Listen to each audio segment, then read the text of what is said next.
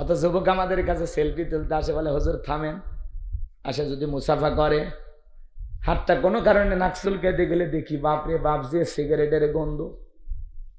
আমি চিন্তা করি এই হাত আর এক জায়গায় দিলে ও বলবে হুজুরও মনে হয় খায়। কথা কন না কেন? এরা ওয়াজের ভক্ত, মোহাব্বত করে আমাদের খুবই। যুবকরে বিড়ি সিগারেট খায়া জীবন নষ্ট করে লাভ আসে। কথা কন না কেন? আপনাদের এলাকার সন্তানরা অবশ্য ভালো, সারা রাত ইউটিউব ইন্টারনেট ঘাটাঘাটি করে, কোনো সমস্যা হয় না। ফজরের আজান হয় যখন ওই হাইব্রিড যুবক ঘুমাইতে যায় তখন সালাত আদায় করে না। এই জন্য যুবক মনে করে না জঙ্গল প্রেম করার জন্য মঙ্গল। জঙ্গলে কেউ না দেখলে একজন দেখেন, তিনি কে? ওই আমবাগানের ওই সাইডে যারা 2টার দিকে গল্প করতেছ, কেউ না দেখলে একজন দেখেন, তিনি কে? এজন্য তুমি আমি যা করতেছি গোপনে প্রকাশ্যে সব আল্লাহ দেখতেছেন। পানির নিচে গুনাহ করলেও আল্লাহ দেখে, বিমানে চড়ে গুনাহ করলেও আল্লাহ দেখে, পাহাড় পর্বত বনে জঙ্গলে আমার ভাইরা যেখানে গোপন কক্ষে গুনাহ করেন না কেন, কেউ না দেখলে একজন দেখেন, তিনি কে? ফামাই আমাল মিসকাল যাররাতিন খায়রান ইয়ারা ওয়া মাই আমাল মিসকাল যাররাতিন শাররান ইয়ারা। বান্দারে তুমি যদি যাররা পরিমাণ অনুপরিমাণে নেক আমল করো, ওইটাও তোমার আমল নামে লিপিবদ্ধ করা হবে। আবার যাররা পরিমাণ অনুপরিমাণে যদি বদ আমল করো, ওইটাও তোমার আমল নামে লিপিবদ্ধ করা হবে। আপনি আমি যা করব প্রত্যেকটা আল্লাহ তাআলা আমল নামে লিপিবদ্ধ করবে।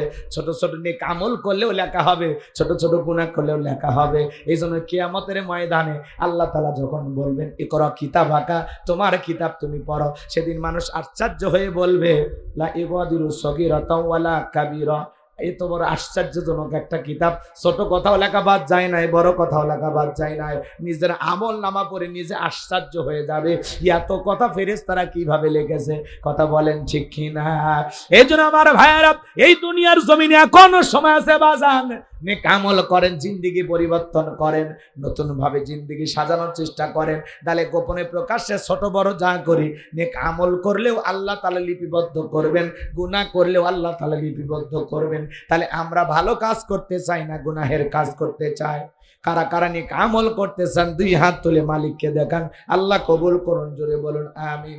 এইবার লোকমানে হাকিম তার সন্তানকে বলেন ইয়া বুনাইয়া কিমিস সালাহ, হে আমার বর্ষ আমার কলিজার টুকরা সন্তান, সালাত কায়েম করো, সালাত কায়েম করো। পৃথিবীর সফল বাবা তারা যে তার সন্তানটাকে মসজিদে নিয়ে যায়। কথা বলেন ঠিক কি না? আপনার সন্তানদেরকে নামাজি বানানোর দরকার আছে না নাই? স্ত্রীকেও নামাজি বানানোর দরকার আছে না নাই? পরিবারের যত সদস্য থাক সবাইকে নামাজি বানাবেন, পারবেন তো ইনশাআল্লাহ? নামাজের ওয়াজ আর আমি আজকে করবো না, কষ্ট হচ্ছে আপনাদের। ইয়া বুনাইয়া কিমিস সালাহ, হে আমার বর্ষ আমার কলিজার টুকরা সন্তান, সালাত কায়েম করো, সালাত কায়েম করো। সন্তানদেরকে আমরা মসজিদমুখী বানাবো। আজকের শিশু আগামীর বাংলাদেশ।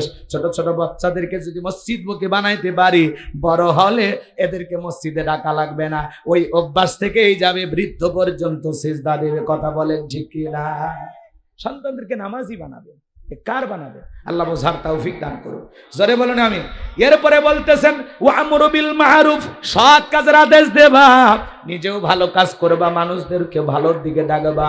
ওয়ানহা আনিল মুনকার, অসৎ কাজ থেকে নিজেও বিরত থাকবা, মানুষকেও বিরত রাখবা। ওয়াসবির আলা মা আসাবাক, এই কাজগুলো করতে গেলে লাগবে সবর, ধৈর্য ধারণ করবা।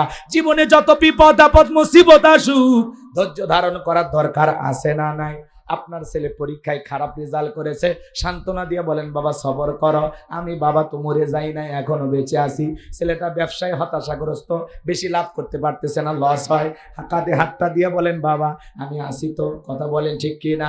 এইভাবে সবর করা লাগবে, সন্তানদেরকে সান্ত্বনা দেওয়া লাগবে। কথা বলেন ঠিক কি না? আমার ভাইয়েরা, এইভাবে লোকমানে হাকিম তার কলিজার টুকরা সন্তানদেরকে 12টি উপদেশ দিয়েছিলেন। বলতে গেলে আরো সময় লাগবে, এত কথা বলার সময় নাই। এতটুকু শুধু আপনাদের কাছে অনুরোধের ভাষায় বলতে চাই, সন্তানকে যদি মানুষের মতো মানুষ বানাতে চান, লোকমানে হাকিমের জিন্দেগি থেকে শিক্ষা গ্রহণ করা লাগবে। সে বাবা হিসাবে সন্তানদেরকে যেই উপদেশগুলো দিয়া সন্তানদেরকে মানুষের মতো মানুষ বানাইছিলেন, আপনার সন্তানকে ওইভাবে উপদেশ দেওয়া লাগবে। কথা বলেন ঠিক কিনা? মনে রাখবেন, ছাগলের পেট থেকে জন্ম নিল ছাগলের বাচ্চা, গরুর পেট থেকে জন্ম নিলে গরুর বাচ্চা, কিন্তু মানুষের পেট থেকে জন্ম নিলেই ওটা মানুষের বাচ্চা হয় না, ওকে মানুষের মতো মানুষ হিসাবে গড়ে তোলা লাগে। কথা বলেন ঠিক কিনা? কত যুবক আমাদের কাছে সেলফি তুলতে আসে, বলে হুজুর থামেন, আসে যদি মুসাফা করে, হাতটা কোনো কারণে নাক চুলকাইতে গেলে দেখি বাপরে বাপ যে সিগারেটের গন্ধ।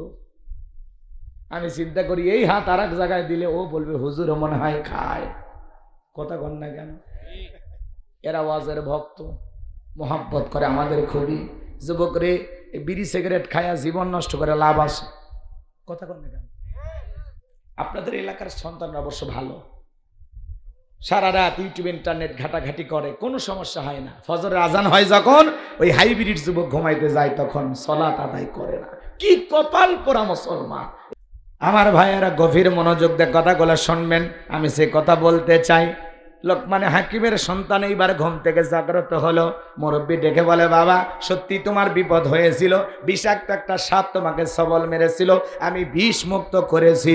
এইবার লোকমানে হাকিমের সন্তান সিজদায় পড়ে গেলেন, 2 রাকাত সালাতুল হাজতের নামাজ আদায় করে বলে, মুরব্বী ওই জনবসতি এলাকায় যেতে হবে, ওদের কাছ থেকে সেই দ্বীপের রাস্তাটা জেনে নিতে হবে। মুরব্বী ডেকে বলে, বাবা আমি যদি যাই তোমার কি কোনো আপত্তি আছে? বলে, না কোনো আপত্তি নাই। এইবার মুরব্বীকে সঙ্গে নিয়ে ওই জনবসতি এলাকায় যায় যখন বাবার পরিচয় দিয়েছেন, আমি লোকমানে হাকিমের সন্তান, এই কথা শোনার সঙ্গে সঙ্গে মানুষ আদর আপ্যায়ন করতে লাগলেন, ভালোবাসা দেখাইতে লাগলেন। কেউ বাড়িতে নিয়ে যায় একটু খাবার খাওয়াইতে, কেউ বলে আপনি এখানে থাকবেন। বলেন তো বাজান, আপনাদের এলাকায় যদি বাংলাদেশে সবচাইতে বড় কোনো আলেমের সন্তান আসে আপনাদের সাপাহার নওগাঁয়, আপনারা কি একটু ভালোবাসা দেখাবেন না? কথা বলেন। অবশ্যই দেখাবেন। বিশেষ করে কোরআনের পাখি আল্লামা সাইদি হুজুর, তার সন্তান যদি আপনাদের এলাকা আসে অবশ্যই তাকে একটু ভালোবাসা দেখাবেন। কথা বলেন না কেন? আল্লামা মামুনুল হকের সন্তান আসলে ভালোবাসা দেখাবেন, আমির হামদার সন্তান আসলে ভালোবাসা দেখাবেন, ডক্টর মিজানুর রহমান আজহারির সন্তান আসলে ভালোবাসা। আল্লামা সাইদি হুজুর বিদায় নিয়ে চলে গেছেন চট্টগ্রামের প্যারেড ময়দানে। আবার নতুন ভাবে 2025 সালে ঐতিহাসিক 5 দিন ব্যাপী তাফসিরুল কোরআন মাহফিল আবারও চালু হবে। বলেন আল্লাহু আকবার। আর সেই প্যারেড ময়দানে চট্টগ্রামের সেই ঐতিহাসিক তাফসিরুল কোরআন মাহফিলে এইবার 5 দিন ব্যাপী সেই তাফসিরুল কোরআন মাহফিলে আলোচনা রাখবেন বাংলাদেশের রত্ন, সারা পৃথিবীতে সুনাম কুড়িয়েছেন ডক্টর মিজানুর রহমান আজহারি ভাই, আমাদের প্রিয় মানুষ। তিনি আলোচনা করবেন ইনশাআল্লাহ। আল্লাহ কবুল করুন, জোরে বলুন আমিন। এই মাহফিলে ডক্টর মিজানুর রহমান আজহারি ভাই কথা বলবেন। আমরা মনে করি আল্লামা সাইদি হুজুরের অপূর্ণতা পূরণ করার ক্ষমতা কারো নাই, তার রেখে যাওয়া ময়দানে কথা বলার যোগ্যতা আমাদের নাই। কথা বলে ঠিক কিনা? কিন্তু তিনি চলে গেছেন, তার এই ময়দানে আবারও নতুন ভাবে আবারও ঐতিহাসিক সেই 5 দিন ব্যাপী তাফসিরুল কোরআন মাহফিল চালু হোক। আপনারা চান তো ইনশাআল্লাহ? একটা সোশ্যাল মিডিয়াতে একটা পোস্টার ঘুরতেছে, সেখানে আমরা নাম দেখলাম প্রধান উপদেষ্টা, মানে ধর্ম উপদেষ্টা যার নাম আফম খালেদ হোসেন, তাকে অতিথি রাখা হয়েছে। এছাড়াও অসংখ্য ওলামা ইকরাম আছেন। পাশাপাশি আমরা দেখলাম যারা তাফসির পেশ করবেন তাদের মধ্যে প্রথমে ডক্টর মিজানুর রহমান আজহারি ভাইয়ের নাম আছে। আল্লাহু আকবার বলেন। এরপরে আমরা দেখলাম আমাদের বাংলাদেশের মাজলুমা আলেম দ্বীন আমাদের প্রিয় ভাই মুফতি আমির হামজা ভাইয়ের নাম আছে। আল্লাহু আকবার বলেন। এরপরে মাওলানা কামরুল ইসলাম সাইদ আনসারি হুজুরের নাম দেখলাম। এরপরে আমাদের বগুড়ার প্রিয় ভাই হযরত মাওলানা আব্দুল আলামিন সাহেবের নামও দেখলাম, যার কণ্ঠে আমরা কোরআনের পাখির সুর শুনতে পাই। কথা বলে ঠিক কিনা? তাদের মাধ্যমে আবার নতুন করে ঐতিহাসিক সেই 5 দিন ব্যাপী চট্টগ্রামের সেই ময়দানে আবারও তাফসির মাহফিল শুরু হবে। আপনারা এতে খুশি না বেজা? আল্লাহ এই জমিনকে কোরআনের জন্য কবুল করুন, জোরে বলুন আমিন। হেরে গেছে ওদের হিংসা, জিতে গেছে আমাদের ভালোবাসা। কথা বলেন ঠিক কিনা? ওরা অনেক ষড়যন্ত্র করেছিল এই জমিন থেকে ইসলাম আর মুসলমানকে বিদায় করে দেওয়ার জন্য। কথা বলেন ঠিক কিনা? মনে রাখবেন, বাঘের পেট থেকে বাঘেরই বাচ্চা হয়, বিড়ালের বাচ্চা হয় না। সিংহের পেট থেকে সিংহেরই বাচ্চা হয়, বানরের বাচ্চা হয় না। যারা কোরআনের ময়দানে কথা বলবে তারা আল্লাহ ছাড়া দুনিয়ার কাউকে ভয় করে না। কথা বলে ঠিক কিনা? এক জায়গায় কোরআনের মাহফিল বন্ধ করে দেবেন, আল্লাহ 10 জায়গায় চালু করে দেবে। কোরআনের সুইচ আল্লাহর হাতে। কোরআন বন্ধ করার ষড়যন্ত্র করবে যারা, পরাজিত হবে তারা। আমার ভাইয়েরা গভীর মনোযোগ দিয়ে শুনে যান। কষ্ট হয় নাকি আপনাদের? মন খারাপ করবেন না বাজান গো আমার। এইবার লোকমান হাকিমের সন্তানের পরিচয় পাওয়ার পরে সবাই মহব্বত করতে লাগলেন, ভালোবাসা দেখাইতে লাগলেন। শুধু তাই নয়, ওই এলাকায় একটা সুন্দরী মহিলা ছিল, দেখতে অপরূপা সুন্দরী। আমার ভাইয়েরা সবাই দেখে বলে, বাবা তুমি বিয়ে করো আর না করো, পাত্রীটা একবার দেখো। সবাই যখন অনুরোধ করল, লোকমানে হাকিমের সন্তান এইবার সেই বিশ্ব সুন্দরী মেয়েটাকে দেখতে গেলেন। মেয়েটা দেখতে এতটা অপূর্ব সুন্দরী, সেই সময়ের বিশ্ব সুন্দরী বললে ভুল হবে না। মেয়েটার দিকে একবার তাকায়া লোকমানে হাকিমের ছেলে মনে মনে ভাবে, বউ যদি বানানো যায় অসুন্দর হবে না, বিয়ে তো একদিন করাই লাগবে, বউ হলে এরকম বউ দরকার। পছন্দ হয়ে গেছে মনে মনে। এইবার সবাই ডেকে বলে, বাবা তোমার কাছে আমরা কোনো কিছু গোপন করব না, তবে শোনো, এই মেয়েটার এর আগে 1 নয় 2 নয় 10টা ছেলের সাথে বিয়ে হয়েছিল। প্রত্যেকটা স্বামী বাসর ঘরে মারা গেছে, একটা স্বামীও জীবিত বাসর ঘর থেকে বের হয় নাই। মেয়েটা দেখতে সুন্দরী কিন্তু ভয়ঙ্কর সুন্দরী। এইবার তুমি চিন্তা করো বিয়ে করবা কি না। কয়বার বিয়ে হয়েছে? একটা স্বামী বেঁচে নাই। এইবার লোকমানে হাকিমের সন্তান বিয়ে করতে চায়। ঘটনাটা কি একটু বলবো? কষ্ট হবে না আপনাদের? কারা কারা শুনতে রাজি 2 হাত তুলে মালিককে দেখান। লিল্লাহে তাকবীর।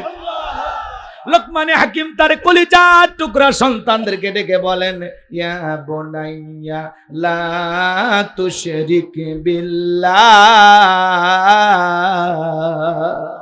হে আমার বৎস, হে আমার কলিজার টুকরা সন্তান, লা তুশরিক বিল্লাহ, আল্লাহর সাথে কখনো কাউকে শরীক করা যাবে না। আল্লাহর সমকক্ষ কাউকে স্থির করা যাবে না। বলেন তো আল্লাহর চাইতে বড় দুনিয়ার জমিন আর কেউ আছে? ওয়ালাম ইয়াকুল্লাহু কুফুয়ান আহাদ। আকাশ আর জমিনে আল্লাহর সমকক্ষ, আল্লাহর সমতুল্য কেউ নাই। এই জন্য লোকমানে হাকিম তার ছেলেদেরকে বলতেছে, বাবা লা তুশরিক বিল্লাহ, আল্লাহর সাথে কখনো কাউকে শরীক করবা না। ইন্না শিরিকা লা যুলমুন আযীম, শিরিক হলো সবচাইতে বড় জুলুম, সবচাইতে বড় অপরাধ। আমার ভাইয়েরা, বড় শিরিকগুলোকে শিরিকে আকবর বলা হয়, ছোট শিরিকগুলোকে শিরিকে আসগর বলা হয়। শিরিক মোট 42 প্রকার, এগুলোকে ভেঙে আবার 72 প্রকার হয়। বলতে গেলে লম্বা হবে, এত বলার সময় নাই। আমাদের সমাজেও শিরিক আছে না নাই? জোরে বলেন বাজান, আছে না নাই? মাজারে সিজদা দেওয়া কি শিরিক? কথা বলে না? আল্লাহ ছাড়া এই মাথা দুনিয়ার কারো কাছে নত করা যাবে না। সিজদা পাওয়ার একমাত্র মালিক কে? ইয়্যাকা না'বুদু ওয়া ইয়্যাকা নাস্তাঈন। তোমার ইবাদত করি, তোমার গোলামি করি, সাহায্য তোমার কাছে চাই। যদি কিছু চাওয়া লাগে মাজারের পীর সাহেবের কাছে না, সিজদা মাজারে দিয়ে না, মসজিদে সিজদা দিয়ে আল্লাহর কাছে চাইতে হবে। কথা বলে ঠিক কিনা? মুসলমানের সম্পর্ক মাজারের সাথে না, মুসলমানের সম্পর্ক হবে মসজিদের সাথে। এই জন্য মনে রাখবেন, এই মাথা আল্লাহ ছাড়া দুনিয়ার কোনো মাজারে নত করা যাবে না, কোনো পীরের পায়ে নত করা যাবে না, কোনো নেতার কাছে নত করা যাবে না। এই মাথা একমাত্র নত হবে আল্লাহ তাআলার কুদরতি কদমে। কথা বলেন ঠিক কিনা? তাহলে মাজারে সিজদা দেওয়া শিরিক। কথা বোঝা গেল? এরপরে এদিক খেয়াল করেন, আমাদের সমাজে প্রচলিত অনেক শিরিক আছে, আমরা টেরি পাই না। দেখবেন ট্রাকের পিছনে সেরা স্যান্ডেল ঝুলানো, কেন? কয় দুর্ঘটনার হাত থেকে বাঁচার জন্য। ভরসা কি সেরা স্যান্ডেলের ওপরে নাকি কার ওপর? জোরে বলেন না ভাই, কার ওপর? এরপরে কিছু মানুষ দেখবেন মাজার দিকে গাড়ি ব্রেক করিয়া স্টিয়ারিং এর উপর হাত রেখে চুমা খায়। কথা কি হয়েছে ভাই, ব্রেক করলেন কেন? কয় হুজুর বিরাট বড় আল্লাহর ওলি শুয়ে আছে, যদি গাড়ি স্পিরিটে জোরে নিয়ে যায় দুর্ঘটনা আমরা মারা যাব। কোন আল্লাহওয়ালার মাজারের সামনে দিয়ে গাড়ি গেলে যদি দুর্ঘটনা ঘটে, ওখানে কি আল্লাহওয়ালা সাহিত্য আছে? কথা বলেন না কেন? এগুলো ধারণা করা শিরিক। কথা বলেন ঠিক কিনা? এরপরে শোনেন, টিয়া পাখির কাছে যা ভাগ্য গণনা করে। কথা বলে না কেন? কবিরাজের কাছে যা ভাগ্য গণনা করে, আছে না নাই? আমার এলাকার এক কবিরাজ শনিবার আর মঙ্গলবার করে মানুষকে বুঝ দেয়। কথা কর না, বুঝ দেওয়া বোঝেন তো?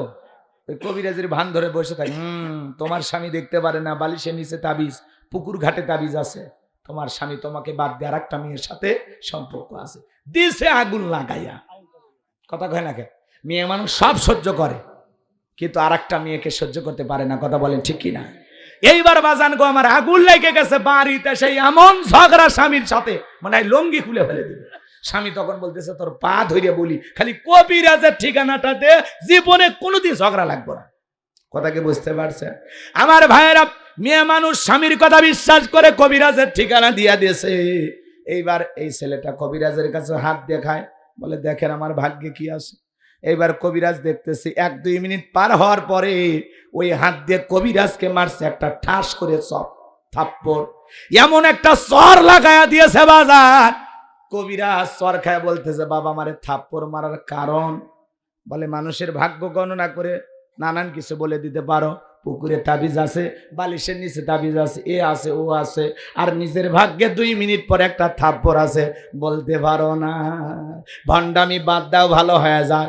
এরপরে যদি আর কারো হাত দেখতে দেখি তোর খবর আছে, কথা কোন ঠিক কিনা? আপনার আমার তকদিরের ভালো মন্দ কার কাছে? ওয়াল কদরিহি শাররিহি মিনাল্লাহি তাআলা ওয়াল বাসি বাদাল মাউত। তকদিরের ভালো মন্দ কার কাছে? আবার অনেকে বলে শনিবার মঙ্গলবার সফর করা হয় না, বিয়ে করা হয় না, এগুলো দিন নাকি শুভ না, আছে না নাই? এগুলো ধারণা করা যাবে না। আবার সন্ধ্যার পরে শ্রমিক কাজ করেছে, টাকা দিতে চায় না, সন্ধ্যার পরে ধনী যদি টাকা দেয় সে নাকি গরিব হয়ে যায়, এগুলো ধারণা করা শিরিক। কথা বলেন না কেন? এরপরে হাত চুলকাইলে নাকি টাকা আসে, হাত চুলকালে টাকা আসে, ভালো কথা। ছেলেটারে বাঁধেন, 2 হাত খুলে রাখেন, 3 দিন ধরে চুলকা চামড়া উঠে যাবে, তারপরে টাকা আসবে না। কথা বলেন ঠিক কি না? এগুলো ধারণা করা যাবে না। আবার পা চুলকাইলে নাকি বেড়ানোর কথা মনে হয়। আবার কেউ যদি চুল আশ্রায়, হাত থেকে যদি চিরুনিটা পড়ে যায়, বাড়িতে নাকি মেহমান আসে, এরকম মা বোনের ধারণা আছে না নাই? যে মা বোনের চিরুনি হাত থেকে পড়ে যায়, বাড়িতে যেহেতু মেহমান আসবে, যান রান্না শুরু করে দেন, কেউ না আসলে পরে আমরা খাবো। এগুলো পাগলামি সমাজে আসে না নাই? জোরে বলেন বাজান, আছে না নাই? আরো কত কত কথা আছে বাজান। জমজ কলা খাইলে নাকি জমজ বাচ্চা হয়, ভালো। জমজ খাইলা, জমজ কলা খাইলে যদি জমজ বাচ্চা হয়, 2 বারে কষ্ট 1 বারে হলো, মাঝখানে সিজারের টাকাটা বেঁচে গেল। কথা কোন ঠিক কিনা?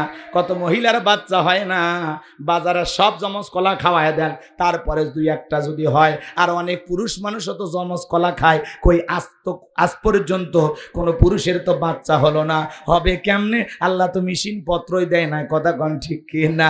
এগুলো ধারণা করা যাবে না বাজান। নতুন ছেলের বউ চা বানাইতে গিয়ে কাপটা পরে ভাঙ্গে গেছে, তখন বলে অলক্ষণে বউ আসছে। প্রথম দিনে সংসারে জিনিস ভাঙা শুরু করছে, এই অলক্ষণ কুলক্ষণ বলে ইসলামে কোনো কিছু নাই। ছোট্ট বাচ্চার কপালে কালো টিপ দেয় কেন? বলে বদ নজর থেকে বাঁচার জন্য। কালো টিপের এত পাওয়ার, কথা কোন ঠিক কিনা? যদি জিজ্ঞাসা করা হয় বউ কালো টিপ কেন দিলা, আমি জানি না, তোমার শাশুড়ি জানে। যদি জিজ্ঞাসা করা আম্মা কালো টিপ যে বাচ্চাকে দেওয়া লাগে এটা আপনি শিখলেন কোথায়, আমি জানি না, তোমার নানি জানে। এরকম ধরতে ধরতে খালি এই ফতুয়া নানি পর্যন্ত পৌঁছা যাবে, কিন্তু আসলে ফোঁটা দিলে লাভ কি না দিলে ক্ষতি কি কেউ বের করতে পারবে না। কথা কোন দেখা? এগুলো ধারণা করাও কি শিরিক? কথা বলে না কেন? অনেক শিরিক আছে সমাজে, অনেক শিরিক আছে বাজান।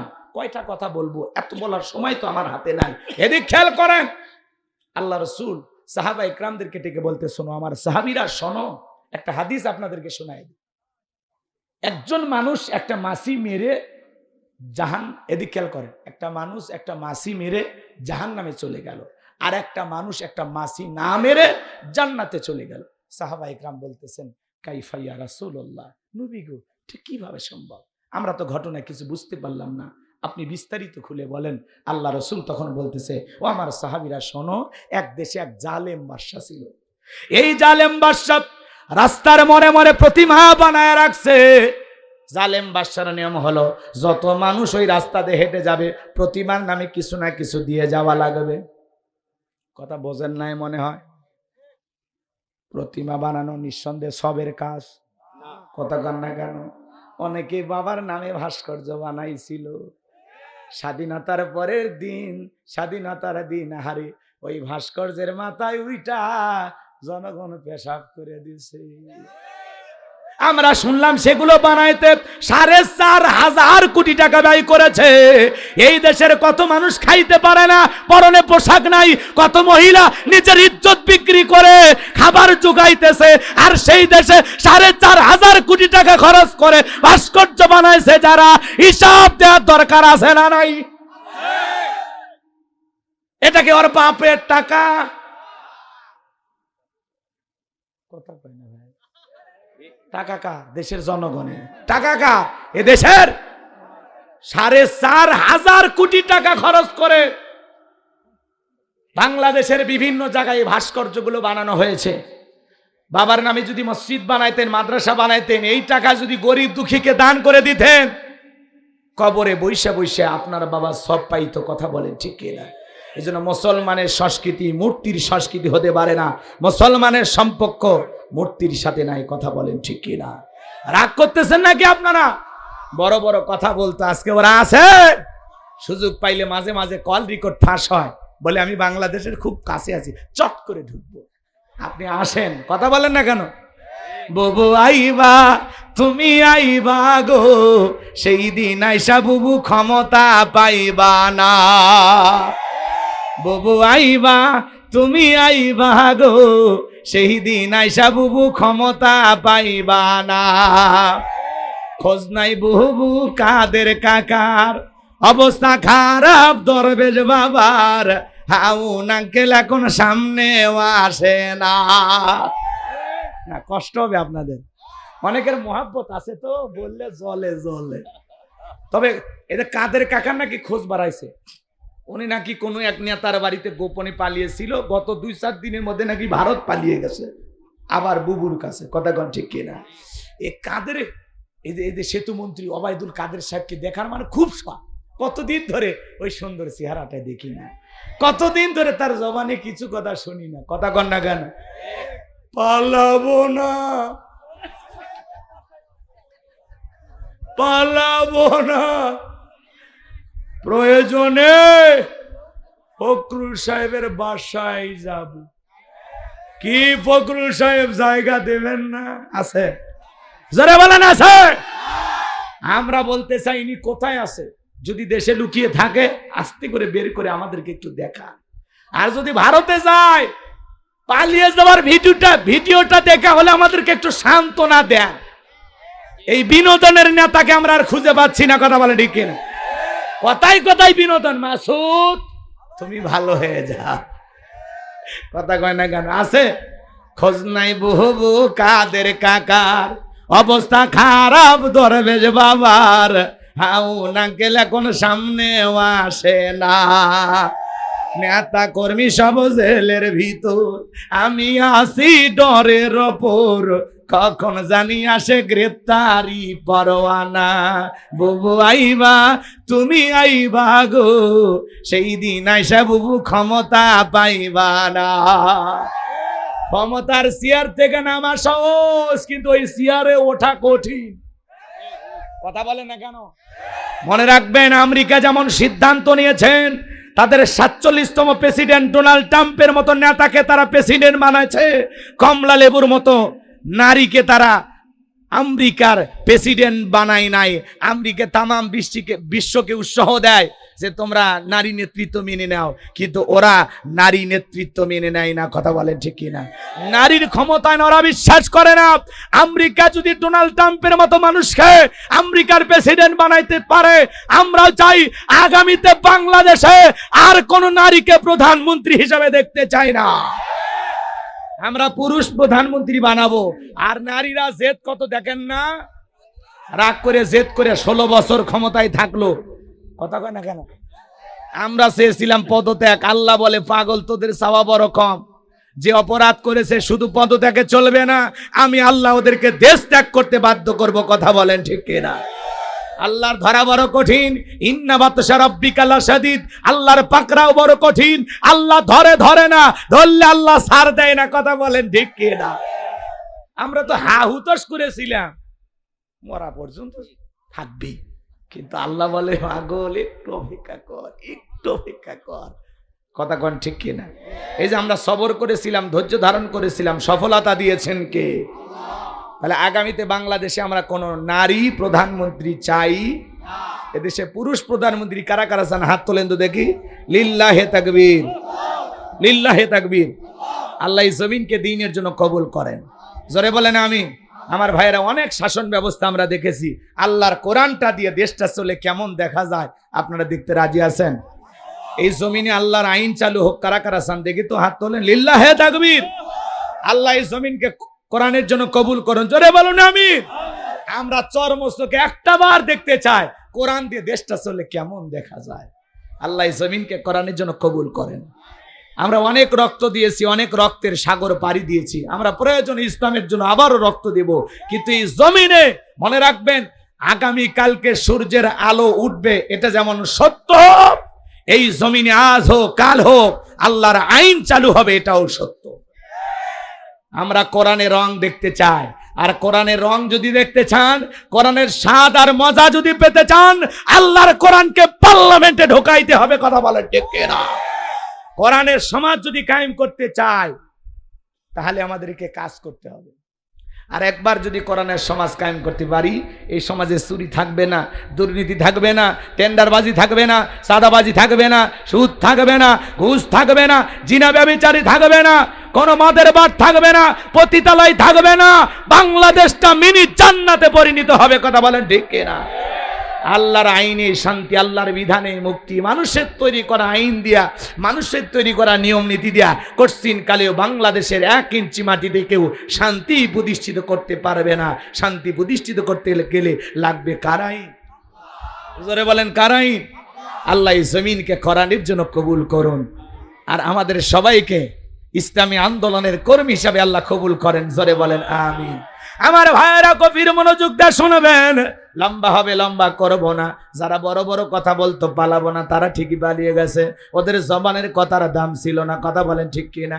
মাঝে মাঝে অডিও কল ফাঁস হয়, আর লুকিয়ে থাকা নেতাদেরকে বলে আমি আসতেছি 10 তারিখ গুলিস্তান, নেত্রী গেছে হিন্দুস্তান, নেতাকে খুঁজতে এরা গেছে গুলিস্তান, পাবলিক দিয়েছে পিটানি,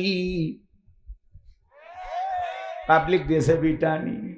এখন বলে আপনি আসবার কথা কইয়া আসলেন না, এইভাবে শেখা দিবেন, বাঘের গল্প শোনাবেন, আমরা বুঝি না। যুবকের যাওয়া সহজ কিন্তু আসা বড় কঠিন, বিদায় এই ধোঁয়াশার জন্ম দিও না। দেশের শান্ত পরিবেশকে শান্ত রাখো, বিশৃঙ্খলা সৃষ্টি করতে গেলে তাদের দাঁত ভাঙা জবাব দেওয়া হবে। কথা বলেন ঠিক কিনা? আমার ভাইরা চলেন সামনের দিকে যাই। যে কথা বলতে চাচ্ছিলাম, আল্লাহর নবী ডেকে বলে আমার সাহাবীরা শোনো, এক জালেম বাদশা ছিল, রাস্তার মোড়ে মোড়ে প্রতিমা বানায় রাখছে। জালেম বাদশার নিয়ম হলো যত মানুষ ওই রাস্তা দিয়ে হেঁটে যাবে প্রতিমার নামে কিছু না কিছু দেওয়া লাগবে। একজন ইমানদার হেঁটে যায়, জালেম বাদশার লোকেরা ডেকে বলে প্রতিমার নামে কিছু দিয়ে যাও। ইমানদার ডেকে বলে আমার পক্ষে প্রতিমার নামে কোনো কিছু দেওয়া সম্ভব নয়। ডেকে বলে শোনো, যদি কিছুই না থাকে, প্রতিমার নাকের ডোকায় মাছি পড়ে আছে, ওখান থেকে প্রতিমার নামে একটা মাছি মেরে হলেও তুমি চলে যাও, আর না হলে বাদশার নিয়ম অনুযায়ী এই সাউন্ড আর উঠবে না মনে হয়। আমি গলা ফেটে চিল্লাচ্ছি, তো কাজ হচ্ছে না তো। হক বাবা, কি করবেন, যন্ত্রপাতি এরকম হতেই পারে, কিছু বলার নাই, ওদের দোষ দিয়ে লাভ কি, ওরা পরিশ্রম করে। তবে মাইকালা ডেকোরেটর যারা, এরা যে পরিমাণে ওয়াজ শোনে, হেদায়েত হলে এদের আগে হওয়া দরকার। কথা কয় না কে? এরা ওয়াজ শোনে কিন্তু পরিবর্তন হয় না। কথা কন ঠিক। তবে এরা অবশ্য ভালো, 2-1জনের দাড়ি দেখা যায় খোঁচা খোঁচায়, হ্যাঁ, শিবিরের নেতা বানায় দেবে এদেরকে। রাগ করতেছেন আপনারা? আচ্ছা, কষ্ট নেবেন না, একটু যদি সম্ভব হয় একটু চেষ্টা করো তোমরা। আমি আসি, আমি তোমাদের বদদোয়া দেবো না, দোয়া করবো, হতেই পারে এরকম। আচ্ছা ঠিক আছে, ওদেরকে ঝাড়ি ঝুড়ি দিয়ে আমার লাভ আছে। কষ্ট হচ্ছে নাকি আপনাদের? আরো যদি ঘন্টাখানিক চলে থাকবেন নাকি, নাকি আধা ঘন্টা একটু থাকেন? লিল্লাহে তাকবীর। আমার বাবাজিরা, ওঠা বসা করবেন না, নাড়াচড়া করবেন না, দিলের কান দিয়ে কথাগুলো শুনে যান। ইমানদার চিন্তা করলো একটা মাছি মারলে কি এমন অপরাধ হবে, একটা মাছি মেরে নিরাপদে চলে গেল। কয়েকদিন পর আর একজন ইমানদার ওই রাস্তা দিয়ে হেঁটে যায়। জালেম বাদশার লোকেরা ডেকে বলে প্রতিমার নামে কোনো কিছু দিয়ে যাও। ইমানদার ডেকে বলে আমি একজন ইমানদার, আমার জন্য প্রতিমার জন্য কোনো কিছু দেওয়া জায়েজ নাই। ডেকে বলে না, দেওয়াই লাগবে, না হলে বাদশার হুকুম অনুযায়ী দেহ থেকে কাল্লাটা ফেলে দেব। ইমানদার ডেকে বলে কাল্লা দিতে রাজি, আল্লাহ দিতে রাজি নাই। বলেন আল্লাহু আকবার। ডেকে বলে তোমার মতো একজন ইমানদারকে আমরা অফার দিয়েছিলাম, প্রতিমার নাকে ডোকায় মাছি পড়ে আছে, ওখান থেকে একটা মাছি মেরে চলে যাও। লোকটা মাছি মেরে চলে গেছে, ওই একই সুযোগ আমরা তোমাকেও দিলাম। ওই যে প্রতিমার নাকে ডোকায় মাছি পড়ে আছে, ওখান থেকে একটা মাছি মেরে চলে যাও। ইমানদার ডেকে বলে প্রতিমার নামে মাছি মারার মতো শিরক আমি করতে পারবো না। জালেম বাদশার লোকেরা ডেকে বলে তাহলে কিন্তু দেহ থেকে কাল্লাটা ফেলে দেব। ইমানদার ডেকে বলে কাল্লা দিতে রাজি, আল্লাহ দিতে রাজি নাই। জালেম বাদশার লোকেরা এক কবি দেহ থেকে কাল্লাটা ফেলাইয়া দিলেন। আমার নবী বলে যে মাসিমের নিরাপদে চলে গেল, ও মাসিমের নিরাপদে যায় নাই, ও নিজেকে জাহান্নামে নিয়ে চলে গেল। আর যে মাসি মারার মতো সামান্য শিরিক করলো না, নিজের দেহ থেকে কাল্লাটা দিয়ে গেল, সে রক্তের সাগরে ভাসতে ভাসতে আল্লাহর জান্নাতে পৌঁছে গেল। এজন্য মুসলমান কখনো শিরিক করা যাবে না। কথা বলে না কেন? রাগ করতেছেন মনে হয়? মনে করেন এটা একটা খাবারের প্লেট, আপনার ভিআইপি একটা গেস্ট আসবে নওগাঁ সাপাহার থেকে, এখানে আপনি দামি খাবারের প্লেট সাজাইছেন, গরুর গোস্ত, খাসির গোস্ত, মুরগির গোস্ত, দেশি বিদেশি লাড়কি টার্কি যা আছে সব দিয়ে সাজাইছেন, বল মাছ, রুই মাছ সুন্দর করে খাবারের প্লেট সাজাইছেন। ছোট্ট ছেলেটারে বড্ড বেশি ভালোবাসেন, ওর সামান্য একটু পায়খানা প্লেটের এক কোনায় দিয়ে রাখছেন। এইবার মেহমানের সামনে খাবারের পরিস্থিতি, এইটা কি গরু, এইটা খাসি, এইটা হরিণ, এইটা উট, কথা বলে, এইটা বোয়াল মাছ, এটা রুই মাছ, কথাকে বুঝছেন? এরকম করতে করতে মেহমান বলতেছে এই যে এইটা কি? তখন বলতেছে ভাই প্লেটে সবই দিলাম, ছোট্ট বাচ্চার একটু সামান্য পায়খানা দিয়েছে, আপনি খেয়ে নেন। বলেন তো বাজান, প্লেটে যতই দামি খাবার থাক, পৃথিবীর কোনো মেহমানকে ওই খাবার গ্রহণ করবে? সামান্য পায়খানা থাকার কারণে ওই খাবার যেরকম কোনো মানুষ গ্রহণ করবে না। আপনার নামাজ আছে, রোজা আছে, হজ আছে, যাকাত আছে, আমলের সুন্দর একটা প্লেট সাজাইছেন, কিন্তু ওই আমলের ভিতরে সামান্য শিরিক যদি মিশ্রিত থাকে, ওই শিরিক মিশ্রিত কোনো আমল, ইবাদত আল্লাহর দরবারে কবুল হবে না। শিরিক থাকার কারণে আপনার সমস্ত আমলকে আল্লাহ ধ্বংস করে দেবে। কথা বলে ঠিক কিনা? তাহলে শিরিক মুক্ত ঈমান আমল করা দরকার আছে না নাই? আপনি মুসলমান, আপনি স্লোগান দেন, হিন্দুদের উৎসব আসে, পূজা আসে, আপনি স্লোগান দেন ধর্ম যার যার, উৎসব সবার। এই স্লোগান মুসলমান দিতে পারে না, এটা কুফরি স্লোগান, ঈমান ধ্বংস করা স্লোগান। ধর্ম যার, উৎসবতা, হিন্দুদের উৎসব হিন্দুদের কাছে, বৌদ্ধদের উৎসব বৌদ্ধদের কাছে, খ্রিস্টানদের বড়দিন খ্রিস্টানদের কাছে, মুসলমানের উৎসব মুসলমানের কাছে। মুসলমানের উৎসবে সবাই আসতে পারে, কিন্তু মুসলমান কারো উৎসবে যেতে পারে না। আমাদের জীবনে কোনো দিন ঈদের নামাজে অমুসলিম আসলো না যে দাদা তোমরা একাই একা ঈদ করবে, আমরা অমুসলিমের এসেছিল? ঈদের মাঠে ভিড় করতে আসছিল? জুমার নামাজে নিঃসন্দেহে আসে, কথা কেন? ঈদে আসে না, জুমায় আসে না, লাইলাতুল কদরের রাত্রিতে অবশ্যই আসে, সবে বরাতে আসে, সবে মেরাজে আসে। তাহলে একটা অমুসলিম আপনার লাইলাতুল বরাতে আসে না, লাইলাতুল মেরাজে আসে না, জুমায় আসে না, ঈদে আসে না, আর আপনি মুসলমান এতটাই নির্লজ্জ বেহায়া, তাদের দুর্গা পূজার উৎসবে বউ বাচ্চাকে সাথে নিয়ে আনন্দে আত্মরা হয়া আপনি তাদের মেলায় যান। অমুসলিমের চাইতেও আপনার মনের ভিতরে লজ্জা কম। অমুসলিম আপনার উৎসবে আসে না, আপনি যান, তার মানে আপনার লজ্জা কম। বউ বাচ্চার সাথে নিয়ে যাইতে আর গান গাই, মেলাই যায় রে, মেলাই যায় রে, কথা কেন? আর যদি বলা হয় আপনি মুসলমান হয়ে কেন মুসলিমদের মেলায় গেলেন, বলে হ্যাঁ ছেলে মেয়ে বায়না করছে, একদিনে না গেছি পুজো দেখতে, তাও প্রতিমার কাছেই যাইনি, আর গেলে কি হবে হুজুর, একদিনে কি আমি হিন্দু হয়ে গেলাম? এই বেঁকা মুসলমানও কে সোজা করবে? আপনারাই বলেন। এর সোজা করার কোনো মাধ্যম আছে? আরে ভাই যাওয়া হারাম। যাওয়া কি? আপনি যাবেন কেন? যাওয়া তো সেখানে যাওয়া আপনার জন্য জায়েজ নাই। জনপদে থাকবে মুসলমান, তাদের নিরাপত্তা নিশ্চিত করে, তারা যেন শান্তিতে তাদের ধর্মীয় উৎসব পালন করতে পারে। যেখানে সরাসরি প্রকাশ্যে আল্লাহর সাথে শিরিক করা হচ্ছে, সেখানে আপনি কিভাবে যান? ওখানে যখন তখন আল্লাহর গজব আসতে পারে, কথা বলে ঠিক না? এই জন্য মুসলমান এত আবেগ ভালো না। আমাদের এলাকায় এক ছেলে বলতে হলো, গেছিলাম মন্দিরে, কয়েকটা কলা ছিল, লাড়ু ছিল, খায় ফেলে দিছি। কি মুসলমান জীবনে কলা খাই নাই, কথা কন না কেন? কোন কোন মুসলমান আছেন জীবনে কোনোদিন যতদিন বেঁচে থাকবেন অমুসলিমদের কোনো উৎসবে যাবেন না? হাত তুলে দেখান। কি মনে থাকবে তো ইনশাল্লাহ? মেয়েটা কাঁদে, পার্কে নিয়ে যা ঘুরে নিয়ে আসে, চটপটি খেলেন, ফুচকা খেলেন, কথা কয় না কে? মেয়েকে নতুন জামা কিনে দেন, তাও বলবেন না এটা আমাদের উৎসব না মা, আমাদের উৎসব দুইটা, ঈদ, ঈদুল আজহা আর ঈদুল ফিতর। কথা বলে ঠিক কিনা? আল্লাহ যে আমাদেরকে দুইটা উৎসব দিয়েছে, এতে কি আমরা খুশি না? জোরে বলেন, খুশি না? তাদের উৎসবের সাথে ভাগাভাগি করে আমাদের আনন্দ নেওয়া লাগবে। আল্লাহকে আমাদের উৎসব দেয় নাই। আল্লাহ বোঝার তৌফিক দান করুন। একটু জোরে বলেন আমি। আমার ভাইয়েরা, লুকমান হাকিম যখন তার সন্তানদেরকে বলতেছেন, ইয়া বুনাইয়া লা তুশরিক বিল্লাহ, আমার বাস্য, আমার কলিজার টুকরা সন্তান, আল্লাহর সাথে কাউকে শিরিক করো না।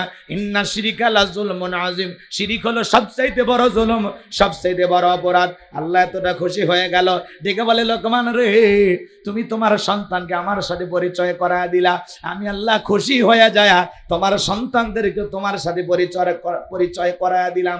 আমার আল্লাহ পাক বলেন, ওয়া ওয়াসাইনাল ইনসানা বিওয়ালিদাইহি হামালাতুহু উম্মুহু ওয়াহানান আলা ওয়াহানিউ ওয়া ফিসালুহু ফি আমাইনি আনিশকুরলি ওয়া লিওয়ালিদাইক ইলাইয়াল মাসীর।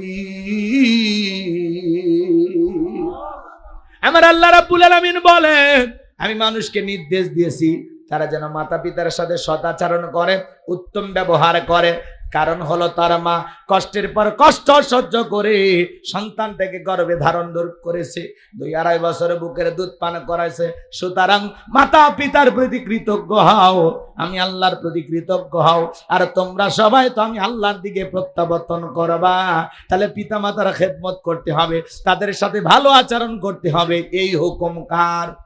আরো জোরে বলেন, কার?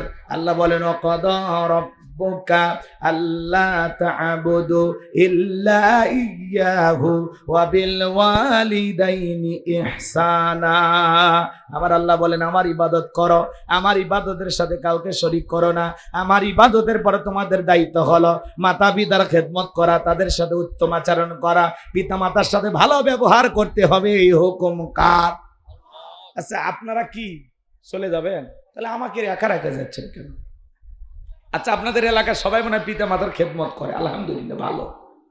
পিতা মাতার খেদমত নিয়ে 2-4 মিনিট কথা হোক, আপনারা শুনতে চান না?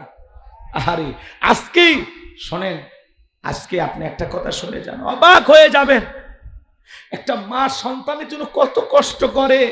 আমার বগুড়া জেলায় দোস্তেছিয়া থানায় একটা ছেলে, আহারে আলেম পরিবারে জন্ম, এই ছেলেটা মাত্র 500 টাকার জন্য, মাত্র 500 টাকার জন্য দ্বন্দ্ব কইরা মাকে গলা চেপে ধরে হত্যা করেছে।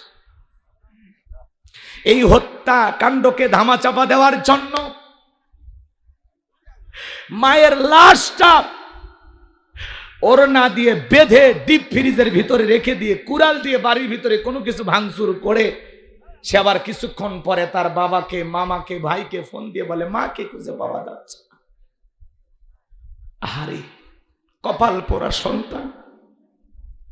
র্যাবের ভাইরা তাকে গ্রেফতার করেছে, সে র্যাবের কাছে সব স্বীকার করেছে। আমি আমার সকালবেলা মায়ের কাছে 500 টাকা চেয়েছিলাম, মাঝে মাঝে বাবার পকেট থেকে 500 টাকা, 1000 টাকা নেয়। তার বাবা একজন বড় আলেম।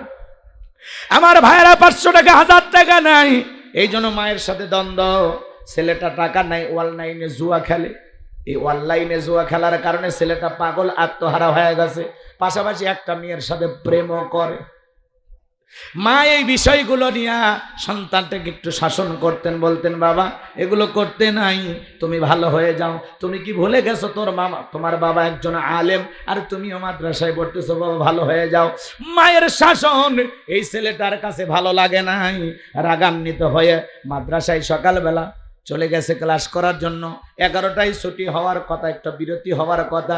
ওই 11টার সময় ক্লাসের যখন বিরতি হয়েছে, ওই সময় বাড়িতে আইসা মা রান্না করে কোটা ভাষার কাজ করতেছিল, দুপুরে রান্নার প্রস্তুতি নিতেছিল। পেছন থেকে আইসা মাকে ঝাপটে ধরেছে, নাক মুখ চেপে ধরেছে, শ্বাসরোধ করে মাকে হত্যা করেছে। মাত্র 500 টাকার বিনিময়ে, মাত্র 500 টাকার জন্য যে সন্তান মাকে হত্যা করতে পারে, এমন সন্তান যেন আল্লাহ রাব্বুল আলামিন কোন নারীর গর্ভে না দেয়। কথা বলেন ঠিক কিনা? মাঝে কত কষ্ট করে আল্লাহ পাক বলেন ওয়াসাইনাল ইনসানা বিওয়ালিদাইহি হামালাতুহু উম্মুহু ওয়াহানান আলা ওয়াহানিন ওয়া ফিসালুহু ফি আমাইনি আনিশকুরনি ওয়া লিওয়ালিদাইক ইলাইয়াল মাসির।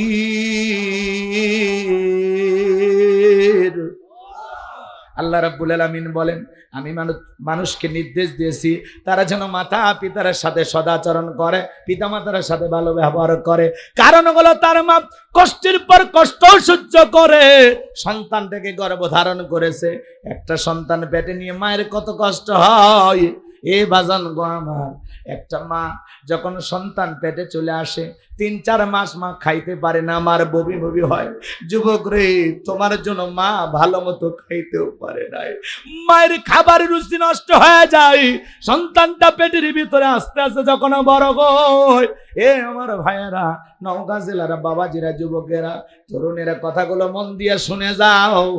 মায়ের পেটে যখন আস্তে আস্তে সন্তানটা বড় হয়ে যায়, 6 মাস যখন হয়ে যায় বাজান গো আমার, সন্তানটা আস্তে আস্তে যখন বড় হতে লাগে, ডাক্তারি গবেষণায় বলা হয়েছে আপনি আমি মায়ের গর্ভে যেই জায়গাটাতে ছিলাম এই জায়গাটা মাত্র 10 ইঞ্চি। 7-8 মাস যখন বয়স হয়ে যায়, সন্তানের পা দুইটা যখন বড় হয়ে যায়, আল্লাহ রাব্বুল আলামিন মায়ের কলিজার সাথে পা দুইটা লাগায়া দেয়।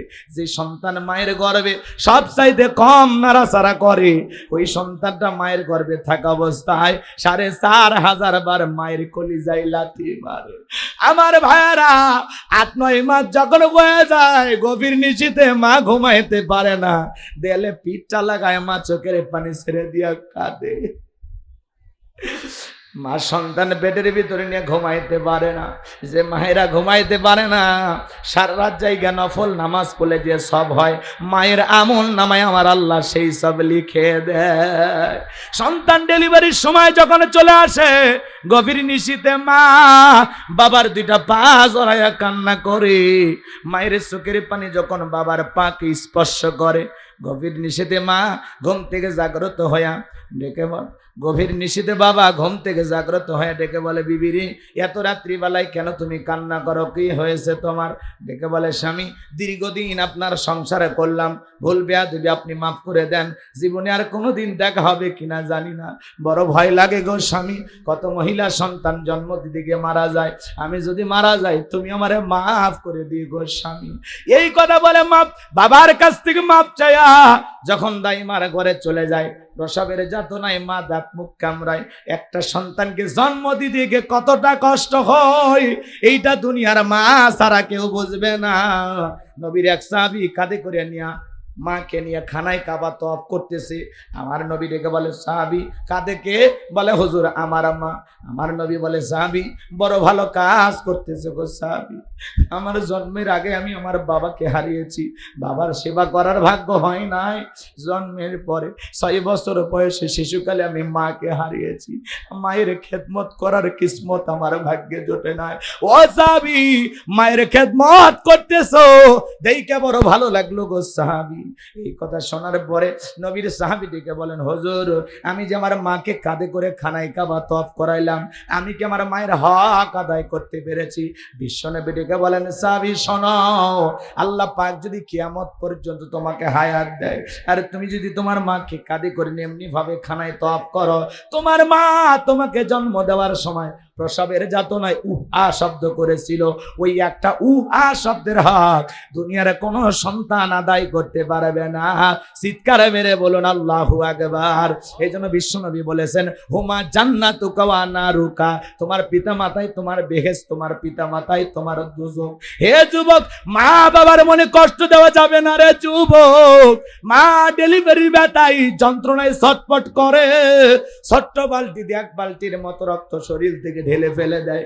কত মা জ্ঞান হারায় ফেলে। কিছুক্ষণ পরে যখন হোশ ফিরে পায়, মা সন্তানকে কোলে নিয়ে গালে মুখে চুমা খায়, বলে, বাসাদন বেঁচে থাক, আল্লাহ তোরে বড় মানুষ বানাক। যে মা নিজে না খায়া তোমারে আমারে খাওয়াইলো, যে বাবা মাথার ঘাম পায়ে ফেলে রিক্সা ভ্যান চালায়া ব্যবসা বাণিজ্য কইরা সারাটা জীবন তোমার আমার জন্য কষ্ট করে গেল রে যুবক, ওই মা বাবার মনে কষ্ট দেওয়া যাবে না। কথা বলেন ঠিক কি না? আমার ভাইয়েরা, অনেক ঘটনা আছে, অনেক কথা আছে, বলার সময় নাই। আপনারা কষ্ট পাচ্ছেন, ধৈর্য হারাচ্ছেন, আমি বুঝতে পেরেছি। এই জন্য অনুরোধের ভাষায় বলে যায়, বাজার মা বাবা যে কত বড় নিয়ামত এটা বুঝবেন না। যে মা হারিয়েছে তারা জানে মা কত বড় নিয়ামত, যে বাবা হারিয়েছে সে জানে বাবা কত বড় নিয়ামত। মা বাবার মতো নিঃস্বার্থ ভালোবাসা দুনিয়ার জমিনে আর কেউ দিতে পারে না। সারাটা জীবন আপনার আমার জন্য সবচাইতে বেশি কষ্ট করে, তার নাম হলো মার বাবা। কথা বলেন ঠিক কি না? সেই মা বাবার মনে কষ্ট দিবেন না। পিতা মাতার খেদমত করে তাদের মুখে হাসি ফুটাইয়া তাদের দোয়া নিতে কারা কারা রাজি? দুই হাত তুলে আমার আল্লাহকে দেখান। আল্লাহ আমাদের সবাইকে পিতা মাতার খেদমতকারী সন্তান হিসেবে কবুল করুন। জোরে বলুন আমিন। যুবক রে, মা ছোট্ট একটা শব্দ, মনে হয় দুনিয়ার সব মধু সব ভালোবাসা এই একটা শব্দের ভিতরে। আমি হুজুর দোয়া করলে কবুল হইতেও পারে, নাও হইতে পারে, কিন্তু তোমার মা যদি তোমার জন্য দোয়া করে রে যুবক, 100% কবুল হবে। জীবনে যদি সফল হতে চাও মা বাবার দোয়া নাও। কথা বলেন, নিজের ভাগ্যটাকে যদি পরিবর্তন করতে চান মা বাবার দোয়া নিতে হবে। অনেক কথা ছিল, পিতা মাতার ঘটনা, দুই এক জায়গায় ছোট্ট একটা ঘটনা বললে আপনারা ভালো লাগতো, কিন্তু আপনারা যে পরিবেশ দেখাইলেন এতে আমার আর সামনে যাওয়ার ইচ্ছা জাগ্রত হচ্ছে না। কথাকে বুঝতে পারছেন? কারণ এই সমাজে অধিকাংশ পরিবারগুলোতে আজকে পিতা মাতা অবহেলিত। কথা বলেন না কেন? পিতা মাতাকে কষ্ট দেওয়ার সন্তান বেশি। এই যে যারা চলে গেল কি মনে করছেন? খবর নিয়ে দেখেন অধিকাংশ পরিবারের সমস্যা। হ্যাঁ, মা বাবার ওয়াজ শুরু করছে, হ্যাঁ আমার মা যে কি খারাপ আপনি জানেন হুজুর? কথা কেন? আপনার মা খারাপ, আপনার বাবা খারাপ? হে যুবক, যে মা কষ্ট কইরা পেটটা তরমুজের মতো বড় হয়েছিল, কত কষ্ট করছে, সারাটা জীবন ব্যথা হয়েছে, কষ্ট পাইছে, যন্ত্রণা পাইছে, নিজের মুখের খাবার তোমার মুখে তুলে দিয়েছে, আর সেই মানুষটা খারাপ হয়ে গেল। হ্যাঁ, সামান্য শ্বশুর বাড়ির থেকে 1-2 লাখ টাকা যৌতুক পাইলে, যারা যৌতুক নেই এরা তো ছোট লোক। কথা কয় না? শ্বশুর বাড়ির দেওয়া একটা পালসার ডিসকভার পাইলে পাশার তলে দেওয়ার পাশা গরম হয়ে যায়। শাশুড়ির দরজায় ডাক দেয় আম্মা, শাশুড়ি বলে ছোটবেলায় মাদ্রাসায় পড়েছি, গুন্না সব মুখস্থ। শ্বশুরের সাথে দেখা হলে আব্বা কেমন আছেন, আব্বা কোথায় যাচ্ছেন, আব্বা কি খেয়েছেন? শ্বশুর বলে বাপ রে বাপ, ছোটবেলায় মাদ্রাসায় পড়েছেন, কল কলার সব হরফ মুখস্থ, কি সুন্দর আব্বা কয়ে ডাক। শ্বশুর শাশুড়ি হয়ে যায় আব্বা আম্মা, মা বাবা হয়ে যায় বুড়া বুড়ি। তোর কপালত লাত্তি আর গুড়ি, মরার পরে ফেরেশতারা বাইরা ফুটা করবে ভুরি, জাহান্নামে হবে তোর বসত বাড়ি। পিতা মাতার মনে কষ্ট দিয়া সৌদি আরবের খানায় খাবার ইমাম হয়াও ভাগ্যে জান্নাত জুটবে না। কথা বলেন না কেন? আমি বক্তৃতা করতেছি, আমার মা বাবার সাথে যদি আমার সম্পর্ক খারাপ হয়, আমার মা বাবাকে যদি আমি কষ্ট দিয়ে থাকি, তাদের সেবা খেদমত যদি না করতে পারি, আমার এই ওয়াজের 4 পয়সা দাম নাই। কথা বলেন ঠিক? মা বাবার খেদমত করতে হবে। পিতা মাতা যে কি বড় নিয়ামত, কি বলে বুঝাবো আপনাদেরকে। এই যে গত বছর আমার কণ্ঠটা এমন ভেঙে গেছে, এত ডাক্তার দেখাইলাম, এত ওষুধ খাইলাম, লাভ হয় না। আব্বা আর মার কাছে গেলাম, যা বলে আমার গলা তো চলে না, তোমরা 2 জন ফু দাও, যা করে আল্লাহ। আহা কি নিয়ামত, বিশ্বাস করেন। মাও ফু দিয়ে দিল গলায়, বাবাও দিয়ে দিল, আলহামদুলিল্লাহ। সেদিন থেকে অনেক সুস্থ, আলহামদুলিল্লাহ। এটা যে কি নিয়ামত। এই যে পানিতে আমি হুজুর ফু দিলে, কথা বলেন না কেন? আমি হুজুর যদি ফু দিই, আরো 10 জন হুজুর যদি ফু দেয়, কাজ হইতেও পারে নাও হইতে পারে, কিন্তু তোমার মা তোমার বাবা যদি এই পানিতে ফু দেয়, অনেক গুণ বেশি কাজ করবে। আল্লাহু আকবার বলে। মা বাবার মনে কষ্ট দিয়েন না। আজকে বন্ধুর মূল্যায়ন বসে, জোড়া তালি দাও বন্ধু, তারে দাওয়াত দিয়া তেহেরি নেহেরি বিরিয়ানি রোস্ট দামি দামি খাবার বানায়া খাওয়ায়, কপাল পোড়া। বাড়ির পাশে বাবা মা বৃদ্ধ, তাদের ঘরে 1 প্লেট ভালো খাবার যায় না। জুরাতালি দাও, বন্ধুকে দাওয়াত দিয়ে খাওয়ায়, কিন্তু বাড়ির পাশে বসবাস করে মায়ের পেটের আপন ছোট ভাই বড় ভাই, তাদের ঘরে এক প্লেট ভালো খাবার যায় না। আপনি কিসের মুসলমান? কথা কয় না। আপনি জান্নাতে যাবেন কোন গেট দিয়া? বয়ান শুনতে আসছেন, বিরক্ত হন মা বাবার অসুখ। আপনি আপনার মা বাবার সাথে যেরকম আচরণ করবেন, আপনার সন্তান আপনার সাথে হুবহুব ওই একই রকম আচরণ করবে। কথা বলে ঠিক কি? শোনেন, একটা শিক্ষিত লোকের গল্প পড়েছিলাম। বাড়িতে অনেক ভিআইপি খাবার, সবাই খাওয়া দাওয়া শেষে কিছু এঁটো খাবার ভাঙ্গা একটা প্লেটে তার ছেলের হাতে দিয়ে বলতেছে, এটা তোমার দাদুকে দিয়ে আসো। এখনকার বাচ্চারা তো কম্পিউটার জন্ম নিয়ে এক একজন বিশ্ববিজ্ঞানী হয়ে যায়। কথা কন ঠিক কিনা? বৈজ্ঞানিক হয়ে যায়। রাগ করতেছেন আপনারা? রাগ করেন না। ছোট্ট বাচ্চা বলতেছে, আব্বু আমরা তো ভালো ভালো খাইলাম, দাদুর জন্য এটো খাবার, কারণটা কি? ভাঙ্গা প্লেট। তখন বলতেছে, তোমার দাদুর বয়স হয়ে গেছে, এত দামি খাবার তোমার দাদুর পেটে হজম হবে না, যেইটা দিয়েছে এইটাই দিয়ে আসো। ছোট্ট বাচ্চা বলতেছে, বাবা দাদুর মতো তো তোমারও একদিন বয়স হবে, আমি প্লেটটা যত্ন করে রেখে দিব, ঠিক দাদুর মতো বয়স হয়ে গেলে এই প্লেটে করে আমিও তোমাকে খাইতে দেব। শিক্ষিত মানুষ, বিবেকের দরজা খুলে গেছে, ভাঙ্গা প্লেটের খাবার ফেলে দিয়ে সন্তানকে বুকে জড়ায় বলে, বাবা কলেজ ইউনিভার্সিটি বিশ্ববিদ্যালয়ে যা শিখতে পারি না আজকে তোর কাছে তাই শিখলাম। তুই আমার বিবেকের দরজা খুলে দিলি, আমার অন্ধ চোখের আলো এনে দিলি, বাবারে কি বললি?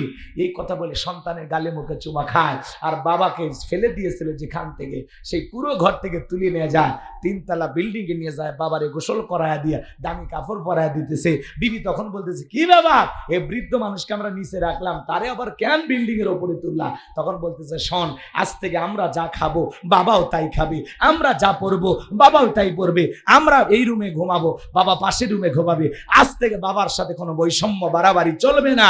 আর শোন, আজ থেকে যদি আমার বাবার সাথে বাড়াবাড়ি করিস 1 2 3 পাঠায় দেব বাপের বাড়ি। বউ এমনি সোজা হয়ে যাবে। কথা বলেন ঠিক কিনা?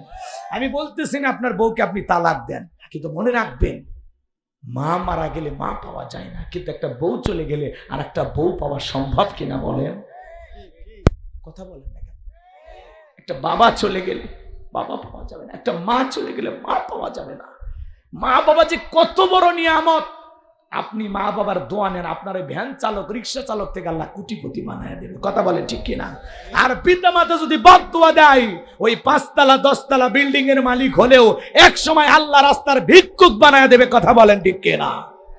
যেন মা বাবার মনে কষ্ট দেবেন না। হে যুবক, তোমার পায়ে হাত দিয়ে অনুরোধ করি, শ্বশুর বাড়ির পালসার পায়ে পাগল হয়ে গেছো, এইরকম 10টা 20টা পালসারের টাকা তোমাকে লালন পালন করতে গিয়ে তোমার মা বাবা তোমার পিছনে খরচ করেছে। কথা বলেন ঠিক কিনা? ভুলে গেলি আজকে সামান্য 2 টাকা শ্বশুর বাড়িতে পাইয়া ভুলে গেলি বেঈমান, স্বার্থপর ভুলে গেলি?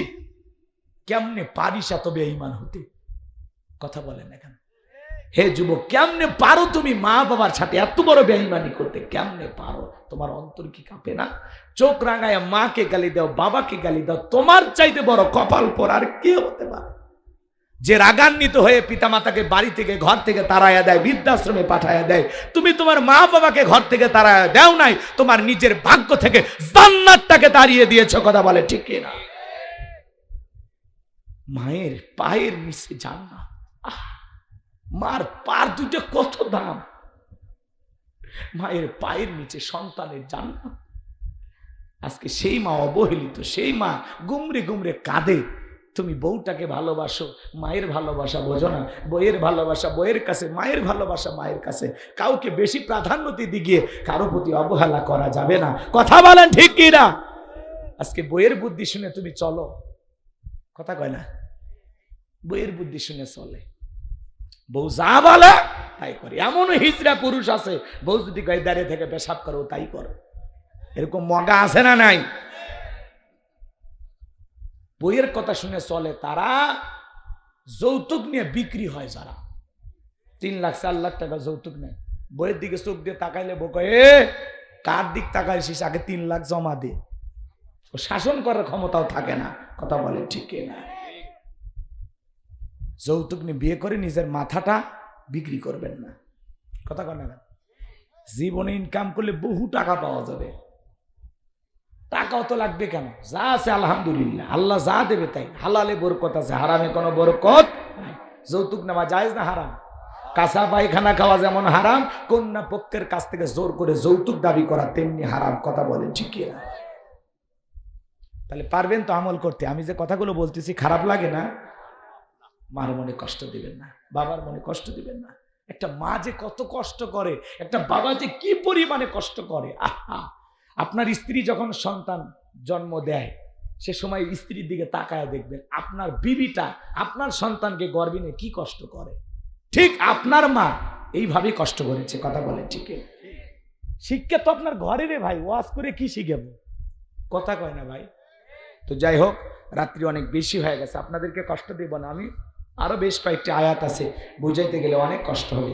রাগ করছেন আপনারা মনে হয়? এইবার লোকমানে হাকিম পরের আয়াতে তার সন্তানদেরকে ডেকে বলতেছেন, আমার সন্তানেরা শোনো, তুমি যদি সরিষার দানার পরিমাণও কোনো কিছু করে থাকো, সেটা যদি শেলা গর্ভে থাকে কিংবা জঙ্গলে থাকে, পাহাড়ে থাকে, পর্বতে থাকে, যেখানেই থাক না কেন, সেই আমলটাই আল্লাহ রাব্বুল আলামিন তোমার আমল নামায় হাজিরি করবে। আমার আল্লাহ সূক্ষ্মদর্শী, সব বিষয়ের খবর আছে কার কাছে? আর একটু জোরে বলেন, কার কাছে? আল্লাহ রাব্বুল আলামিন বলেন, ইন্নাল্লাহা লাতীফুন খবীর, গোপন প্রকাশের সব খবর কিন্তু আল্লাহ তাআলার কাছে। এই জন্য যুবক, মনে করো না জঙ্গল প্রেম করার জন্য মঙ্গল। জঙ্গলে কেউ না দেখলে একজন দেখেন, তিনি কে? ওই আম বাগানের ওই সাইডে যারা 2টার দিকে গল্প করতেছো, কেউ না দেখলে একজন দেখেন, তিনি কে? এই জন্য তুমি আমি যা করতেছি গোপনে প্রকাশে সব আল্লাহ দেখতেছেন। পানির নিচে গুনাহ করলেও আল্লাহ দেখে, বিমানে চড়ে গুনাহ করলেও আল্লাহ দেখে, পাহাড় পর্বত বনে জঙ্গলে আমার ভাইরা যেখানে গোপন কক্ষে গুনাহ করেন না কেন, কেউ না দেখলে একজন দেখেন, তিনি কে? ফামাই আমাল মিসকালা যাররাতিন খায়রান ইয়ারা ওয়া মাই আমাল মিসকালা যাররাতিন শাররান ইয়ারা। বান্দারে, তুমি যদি যাররা পরিমাণ অনুপরিমাণে নেক আমল করো, ওইটাও তোমার আমল নামে লিপিবদ্ধ করা হবে। আবার যাররা পরিমাণ অনুপরিমাণে যদি বদ আমল করো, ওইটাও তোমার আমল নামে লিপিবদ্ধ করা হবে। আপনি আমি যা করব প্রত্যেকটা আল্লাহ তাআলা আমল নামে লিপিবদ্ধ করবে। ছোট ছোট নেক আমল করলেও লেখা হবে, ছোট ছোট গুনাহ করলেও লেখা হবে। এই জন্য কিয়ামতের ময়দানে আল্লাহ তাআলা যখন বলবেন, ইকরা কিতাবাকা, তোমার কিতাব তুমি পড়ো, সেদিন মানুষ আশ্চর্য হয়ে বলবে, লা ইগাদিরু সগীরাতাও ওয়ালা কাবীরা। এত বড় আশ্চর্যজনক একটা কিতাব, ছোট কথাও লেখা বাদ যায় নাই, বড় কথাও লেখা বাদ যায় নাই। নিজের আমল নামা পড়ে নিজে আশ্চর্য হয়ে যাবে, এত কথা ফেরেশতারা কিভাবে লিখেছে। কথা বলেন ঠিক কি না? এই জন্য আমার ভাইয়েরা, এই দুনিয়ার জমিনে এখনো সময় আছে বাজান, নেক আমল করেন, জিন্দেগি পরিবর্তন করেন, নতুন ভাবে জিন্দেগি সাজানোর চেষ্টা করেন। তাহলে গোপনে প্রকাশ্যে ছোট বড় যা করি, নেক আমল করলেও আল্লাহ তাআলা লিপিবদ্ধ করবেন, গুনাহ করলেও আল্লাহ তাআলা লিপিবদ্ধ করবেন। তাহলে আমরা ভালো কাজ করতে চাই না গুনাহের কাজ করতে চাই? কারা কারা নেক আমল করতে চান, 2 হাত তুলে মালিককে দেখান, আল্লাহ কবুল করুন, জোরে বলুন আমিন। এইবার লোকমানে হাকিম তার সন্তানকে বলেন, ইয়া বুনাইয়া কিমিস সালাহ, হে আমার বৎস, আমার কলিজার টুকরা সন্তান, সালাত কায়েম করো, সালাত কায়েম করো। পৃথিবীর সফল বাবা তারা যে তার সন্তানটাকে মসজিদে নিয়ে যায়। কথা বলেন ঠিক কিনা? আপনার সন্তানদেরকে নামাজি বানানোর দরকার আছে না নাই? স্ত্রীকেও নামাজি বানানোর দরকার আছে না নাই? পরিবারের যত সদস্য থাক সবাইকে নামাজি বানাবেন, পারবেন তো ইনশাআল্লাহ? নামাজের ওয়াজ আর আমি আজকে করবো না, কষ্ট হচ্ছে আপনাদের। ইয়া বুনাইয়া কিমিস সালাহ, হে আমার বৎস, আমার কলিজার টুকরা সন্তান, সালাত কায়েম করো, সালাত কায়েম করো। সন্তানদেরকে আমরা মসজিদমুখী বানাবো। আজকের শিশু আগামীর বাংলাদেশ। ছোট ছোট বাচ্চাদেরকে যদি মসজিদমুখী বানাইতে পারি, বড় হলে এদেরকে মসজিদে ডাকা লাগবে না, ওই অভ্যাস থেকেই যাবে, বৃদ্ধ পর্যন্ত সিজদা দেবে। কথা বলেন ঠিক কি না? সন্তানদেরকে নামাজি বানাবে। কার বানাবে? আল্লাহ বোঝার তৌফিক দান করুন, জোরে বলুন আমিন। এরপরে বলতেছেন, ওয়ামরু বিল মারুফ, সৎ কাজের আদেশ দেবা, নিজেও ভালো কাজ করবা, মানুষদেরকে ভালোর দিকে ডাকবা। ওয়ানহা আনিল মুনকার, অসৎ কাজ থেকে নিজেও বিরত থাকবা, মানুষকেও বিরত রাখবা। ওয়াসবির আলা মা আসাবাক, এই কাজগুলো করতে গেলে লাগবে সবর, ধৈর্য ধারণ করবা। জীবনে যত বিপদ আপদ মুসিবত আসুক, ধৈর্য ধারণ করার দরকার আছে না নাই? আপনার ছেলে পরীক্ষায় খারাপ রেজাল্ট করেছে, সান্ত্বনা দিয়ে বলেন বাবা সবর করো, আমি বাবা তো মরে যাই নাই, এখনো বেঁচে আছি। ছেলেটা ব্যবসায় হতাশাগ্রস্ত, বেশি লাভ করতে পারতেছে না, লস হয়, কাঁধে হাতটা দিয়ে বলেন বাবা আমি আসি তো, কথা বলেন ঠিক কি না? এইভাবে সবর করা লাগবে, সন্তানদেরকে সান্ত্বনা দেওয়া লাগবে, কথা বলেন ঠিক কি না? আমার ভাইয়েরা, এইভাবে লোকমানে হাকিম তার কলিজার টুকরা সন্তানদেরকে 12টি উপদেশ দিয়েছিলেন। বলতে গেলে আরো সময় লাগবে, এত কথা বলার সময় নাই। এতটুকু শুধু আপনাদের কাছে অনুরোধের ভাষায় বলতে চাই, সন্তানকে যদি মানুষের মতো মানুষ বানাতে চান, লোকমানে হাকিমের জিন্দেগি থেকে শিক্ষা গ্রহণ করা লাগবে। সে বাবা হিসাবে সন্তানদেরকে যেই উপদেশগুলো দিয়া সন্তানদেরকে মানুষের মতো মানুষ বানাইছিলেন, আপনার সন্তানকে ওইভাবে উপদেশ দেওয়া লাগবে, কথা বলেন ঠিক কিনা? মনে রাখবেন, ছাগলের পেট থেকে জন্ম নিলে ছাগলের বাচ্চা, গরুর পেট থেকে জন্ম নিলে ওটা গরুর বাচ্চা, কিন্তু মানুষের পেট থেকে জন্ম নিলেই ওটা মানুষের বাচ্চা হয় না, ওকে মানুষের মতো মানুষ হিসাবে গড়ে তোলা লাগে, কথা বলেন ঠিক কিনা?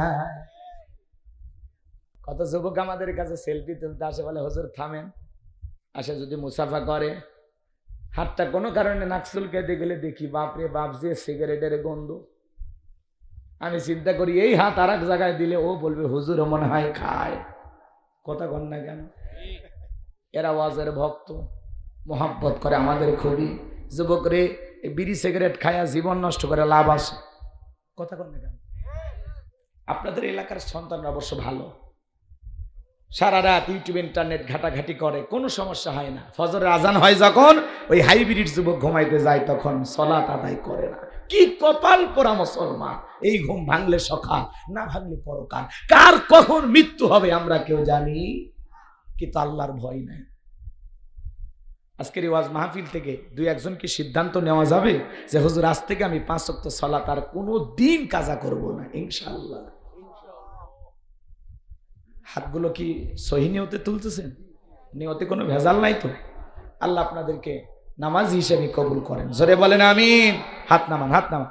এইবার আপনাদের মাঝে এমন কেউ কে আছেন যে হুজুর আমি দাড়ি কাটি, আজকের মাহফিল থেকে নিয়ত করলাম আমি আর জীবনে কোনোদিন দাড়ি কাটবো না, রসুলকে মহাব্বত করে ভালোবেসে এই সুন্নতি দাড়িটা রেখে দেব, দাড়ি ছেড়ে দেব, আমি আর কোনো দিন দাড়ি কাটবো না।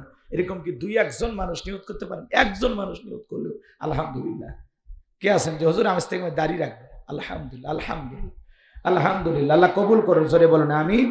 আসলে কি, আলোচনা যদি তাফসির ভিত্তিক করা হয়, প্রত্যেকটা পয়েন্টে পয়েন্টে অনেক কথা থাকে, কাটসাট করে আমি অনেক কথা বলেছি, সময় স্বল্পতার কারণে বাকি কথাগুলো বলা সম্ভব হলো না। যতটুকু বলেছি বক্তা শ্রোতা সবাইকে আল্লাহ পাক বাস্তব জীবনে কথাগুলো আমল করার তৌফিক দান করুন, জোরে বলুন আমিন। সর্বশেষ আপনাদের কাছে আমার একটাই কথা, মা কষ্ট পায়, বাবা কষ্ট পায়, এমন আচরণ কখনো করবেন না। তাহলে মনে রাখবেন, এই কষ্টটা তুলে রাখেন, আপনার সন্তানও আপনাকে একদিন কষ্ট দেবে। আজকে আপনার কারণে যদি আপনার মা বাবা ঘুমড়ে ঘুমড়ে কাঁদে না, একদিন আপনিও আপনার সন্তানের জন্য কাঁদবেন। ওই বউটা তো ভালো, যেই বউ তার স্বামীকে বলে খবরদার তুমি তোমার মা বাবার সাথে খারাপ ব্যবহার করবা না, কারণ আমি একদিন মা হব, কথা বলেন ঠিক কিনা? যারা মা বোনের আলোচনা শুনতেছেন, মা আপনার স্বামীকে যদি আপনি ধনী বানাইতে চান, আপনি যদি আপনার স্বামীর হায়াত বৃদ্ধি করতে চান, তাহলে খবরদার আপনার স্বামী আপনার পিতা মাতার এবং তার ভাই বোনের জন্য যদি খরচ করে, স্বামী তার মা বাবার জন্য খরচ করে, ভাই বোনের জন্য খরচ করে, এই খরচে বাধা দেবেন না। কারণ কেউ যদি রক্তের আত্মীয় স্বজনের জন্য খরচ করে, পিতা মাতা ভাই বোন এদের জন্য যদি সম্পদ ব্যয় করে, এতে তার সম্পদ আরো বৃদ্ধি পায়, বলুন সুবহানাল্লাহ। তাহলে সম্পদ বৃদ্ধি করতে হলে মা বাবার জন্য খরচ করতে হবে। আপনার বউ আপনাকে অনেকভাবে বুঝাবে, হ্যাঁ তোমার মা বাবার অনেকগুলো সন্তান আছে, ওরা দিবে, সব দায়িত্ব কি তোমার? হ্যাঁ, আমাদের কি ভবিষ্যৎ নাই? আমাদের কি বাচ্চা কাচ্চা হবে না? এই ভবিষ্যৎ চিন্তাবিদ জালে পড়বেন না, কথা কন। বউ যা বলবে কান পেতে শুনবেন, কথা কন, শুনবেন, ব্যালেন্স করে চলা লাগবে। ওটি রাগারাগি করবেন বা কাহারের তৈরি, বেশি সোজা করবে গেলে ভেঙ্গে তছনছ হয়ে যাবে, কথা কন ঠিক কি? চুপচাপ থাকবেন, সহ্য করবেন, হজম করার শক্তি বাড়াবেন।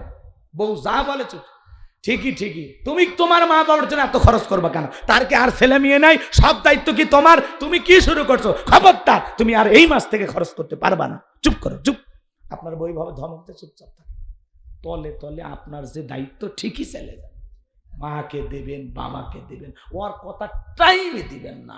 মাঝে মাঝে আপনার বউ বিরক্ত হয়ে বলবে, এত যে বুঝাই টাকাটা খরচ করো না, ধরে রাখো, সন্তানদের ভবিষ্যৎ বোঝেই না, একটা বলদের সাথে সংসার করতেছি। বউয়ের কাছে বোকা হওয়া ভালো। বউজান বোঝে যে দুনিয়ার সবচাইতে বোকা পুরুষের সাথে আমি সংসার করতেছি, কিন্তু আপনি যে কত বড় শিয়ানা মাল সেটা তো আপনিই বোঝেন। বউয়ের সামনে বেশি শিয়ানা হবেন না, বউয়ের সামনে হবেন কি বোকা, বোকা শোকা, মানে বুঝাবেন যে আমি দুনিয়ার কিচ্ছু বুঝি না। দেখবেন ওই বউয়ের সাথে সংসার করে শান্তি পাবেন। কথা কোন বউ যান রাগান্বিত হয়, কয় এটা বলদ, বলদ, পুরুষই না। কথা কয় না কেন? পারবেন তো ইনশাল্লাহ। আল্লাহ আপনাদের বোঝার তৌফিক দান করুন, জোরে বলুন আমিন। বক্তা শ্রোতা সবাইকে আল্লাহ পাকে কথাগুলো বাস্তব জীবনে আমল করার তৌফিক দান করুন। ওয়া আখিরি দাওয়ানা আলহামদুলিল্লাহি রাব্বিল আলামিন। বেঁচে থাকলে আবারও দেখা হবে ইনশাআল্লাহ। চলেন, আপনারা চলে গেছেন, রাগ করি না, কারণ এখন মাঠে অনেক কাজ চলতেছে, অনেক জায়গায় ধান কাটতেছে, অনেক জায়গায় অনেক পরিশ্রম করতেছে, মানুষ মেহনত করতেছে, আলু লাগাইতেছে। দেখতে না, এই যে রংপুরে গতকালকে নীলফামারীতে গেলাম, যেখানে মাহফিলে গেলে লাখ লাখ মানুষ হয়, বলতেছে হুজুর সব ধান কাটতেছে, জমিতে আলু লাগাইতেছে। এই জন্য আমি মন খারাপ করি নাই, কারণ 12টা পর্যন্ত থাকছেন আলহামদুলিল্লাহ।